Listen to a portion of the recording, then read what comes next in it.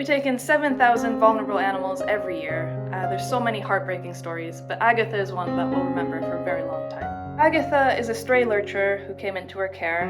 We think she's around 11 years old, and when she arrived, she wasn't in a good state at all. She was very sad, very depressed, and clearly in a lot of pain.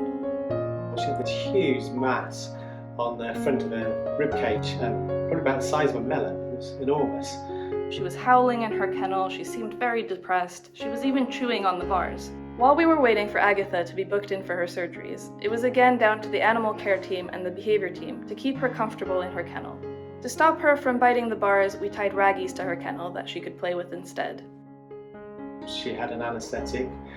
We spent a long time taking away that rather large tumour, and under the same anaesthetic we took away 2 teeth that, as I say, were abscessated. She responded really well, actually. I think most noticeably the guys over in the animal home noticed a big change in her demeanour. She's just a much happier dog. If we hadn't intervened, prognosis would have been rubbish. We've always had dogs, and we've just lost a dog previous, 6 months before. We constantly look at the Bristol Arc webpage and their Facebook presence, and we fell in love with her from there. She very quickly settled in, and she very quickly became one of the family. She's just wonderful.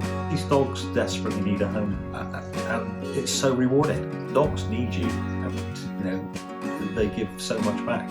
We had to give her a home. She needed a home, so that's what we did.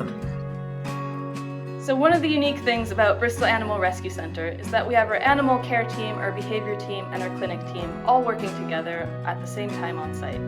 So when Agatha first came into us as a stray dog, it was first the animal care team and the behaviour team who noticed during their routine assessments that her behaviour wasn't quite right.